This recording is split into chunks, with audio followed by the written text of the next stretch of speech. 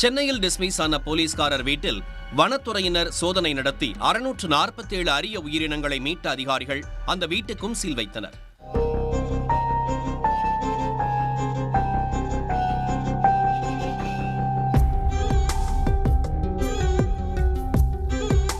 வெளிநாடுகளிலிருந்து கடத்தி வரப்படும் அரிய வகை உயிரினங்கள் சென்னை விமான நிலையத்தில் சுங்கத்துறை அதிகாரிகளால் பறிமுதல் செய்யப்படுவது தொடர்கதையாகி வருகிறது. நட்சத்திர ஆமைகள் முதல் மலைப்பாம்புகள் வரை சிக்குவது வாடிக்கையாகிவிட்டது. சென்னையை மையமாக வைத்து நடைபெறும் இந்த கடத்தலின் பின்னணியில் இருப்பது யார் என்பது மர்மமாகவே இருந்தது.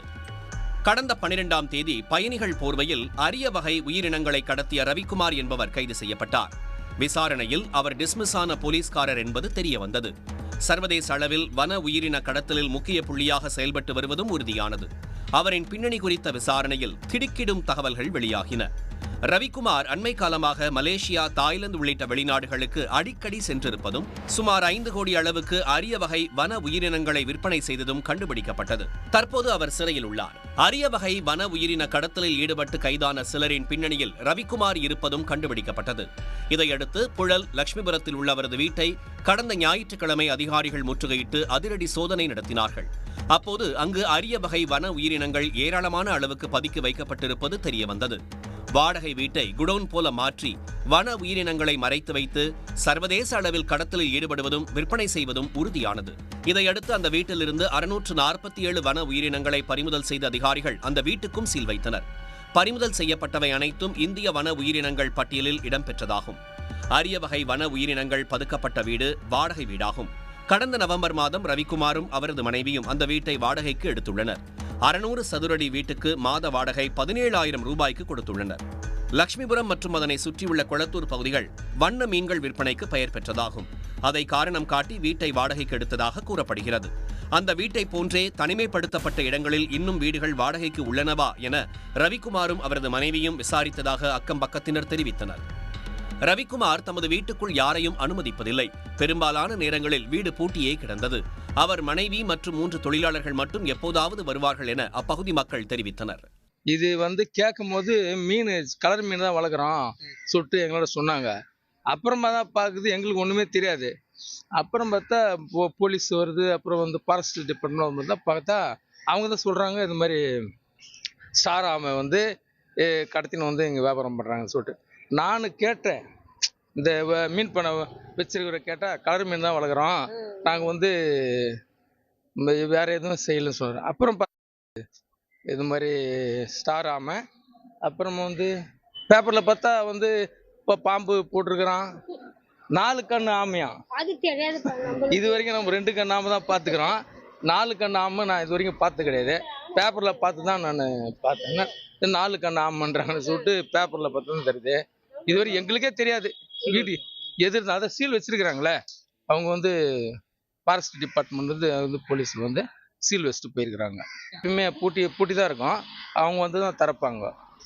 எப்பயுமே பூட்டி தான் இருக்கும். எப்போ ஒரு டைம் திறந்து அவங்க எப்படி எடுத்துன்னு போகிறாங்க, எப்படி சரக்கு எடுத்துன்னு வந்தாங்களோ இது வரைக்கும் எதிரி வீடு தான், எங்கள் வீடு எதிரி வீடு தான். இது எனக்கு ஒன்றுமே தெரியாது இது வரைக்கும். குரங்குகள், 10 மலைப்பாம்புகள், நட்சத்திர ஆமைகள் போன்ற பூர்வீக இந்திய இனங்கள் மற்றும் அயல்நாட்டு இனங்களை கடத்துவதற்கான குடோன் அல்லது போக்குவரத்து இடமாக வீடு பயன்படுத்தப்பட்டது என்று விசாரணை அதிகாரிகள் தெரிவித்தனர். கவர்ச்சியான உயிரினங்களை வாங்குபவர்களுக்கு விற்பனை செய்யப்பட்டது மற்றும் வெளிநாடுகளுக்கு கடத்தப்பட்டது ஆகிய அனைத்துமே ஆன்லைன் மூலமாகவே அரங்கேறியுள்ளது. ஞாயிற்றுக்கிழமை காலை ரெய்டு நடக்கும் வரை ரவிக்குமார் இப்படி ஒரு தொழில் நடத்துவது எங்களுக்கு தெரியாது. அவர் மிகவும் எளிமையான முறையில் உடையணிந்திருப்பார். 2 சக்கர வாகனத்தில் மட்டுமே நடமாடுவார். வீட்டில் அருகில் உள்ள கடையில் எங்களுடன் அமர்ந்து டீ குடிப்பார். அவர் சர்வதேச அளவில் கடத்தலில் ஈடுபடுபவர் என்பது அறிந்து அதிர்ச்சியில் ஆழ்ந்ததாக அப்பகுதி மக்கள் கூறினர். பக்கத்துல எங்களுக்கே தெரியாம மீன் வளர்க்குறேன்னு சொல்லிட்டு இருந்தாங்க சார்.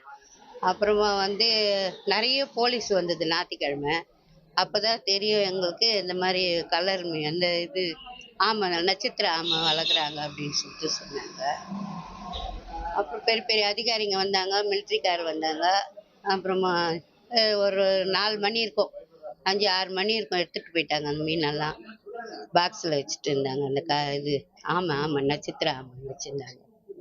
நாங்கள் பார்க்கல. ஆனால் அவர் ரொம்ப நேரம் போலீஸ்கார் அப்படின்னு சொல்லிட்டு இருந்தார் எங்கள் கையில். மீன் வளர்க்குறவங்க, நாங்கள் கலர் மீன் வளர்க்குறோம் அவர் வந்து பக்கத்தில் இருக்கிறவங்க தான் சொல்லிட்டு இருந்தாங்க, போலீஸ் வேலை செய்கிறாரு அவரு, அதனால வந்து கலர் மீன் வளர்க்குறாங்க அப்படின்னு சொல்லிட்டு இருந்தாங்க. ரவிக்குமார் வீட்டிலிருந்து மீட்கப்பட்ட வன உயிரினங்களில் மலைப்பகுதி ஆமைகள் 237, நட்சத்திர ஆமைகள் 383, கருப்பு குள ஆமைகள் 3 மற்றும் ஒரு மலைப்பாம்பு ஆகியவை அடக்கம். வீட்டுக்குள் 23 ஆமைகள் இறந்து கிடந்ததாக வனத்துறை அதிகாரிகள் தெரிவித்தனர்.